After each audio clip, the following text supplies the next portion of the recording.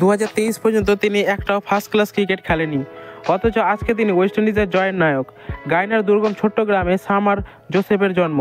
সেখান থেকে রাজধানীতে যেতেও 220 কিলোমিটার পথ পাড়ি দিতে হয় তাকে, সেটাও যেতে হয় জলপথে এবং 2 দিন সময় লাগে।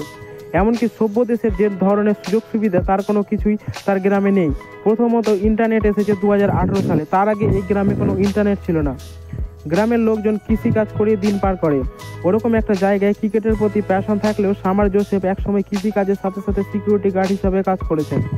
বোলিং করার জন্য কোনো বল ছিল না, জাস্ট নিজের প্যাশন থেকে ফাস্ট বোলিং হান্টের একটা স্টাম্পে বল করতে যায় এবং সেখান থেকেই কার্টলি অ্যাম্ব্রোসের নজরে পড়ে। এরপর পরিবারের সাপোর্টে বাকি পথ পাড়ি দেওয়া শুরু। 2023 সালের আগে যে কখনো প্রথম শ্রেণী ক্রিকেট খেলেনি, মাত্র 1 বছরের মাথায় তিনি জাতীয় দলের হয়ে অভিষিক্ত হলেন, সেটাও আবার অস্ট্রেলিয়ার মাটিতে খেলতে গিয়ে। তার দলে জায়গা পাওয়ায় তার গ্রামের মানুষের জন্য বিরাট আনন্দের সংবাদ। তার ওপর যেভাবে দ্বিতীয় টেস্টের ম্যান অব দ্য ম্যাচ হওয়ার সাথে সাথে 13 উইকেট পুরো সিরিজের সেরা প্লেয়ার হয়েছেন সামার জোসেফ। তাতে রূপকথার গল্পকে হারে মানিয়েছে নিঃসন্দেহে সামার জোসেফ। নিজে ব্যাটিংয়ে নেমে স্ট্রাইকের বলে আঙুলে পায়ে ব্যথা পেয়েছিল, সেই রাতে সে গেছিল হসপিটাল এবং সেখান থেকে এসে তারপরের দিন আবার খেলতে নেমেছে। আবার মাঠে নেমে বোলিং করতে পারবেন কিনা সেটা নিয়েও ছিল অনিশ্চয়তা।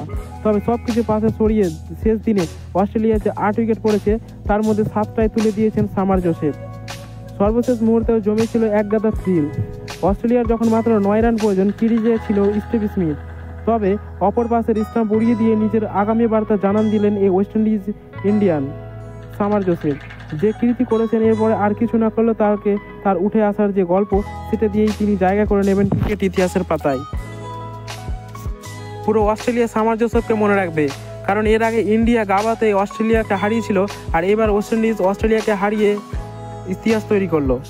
আর সেই ইতিহাস তৈরিতে সাহায্য করেছে 24 বছর বয়সী সামার জোসেফ।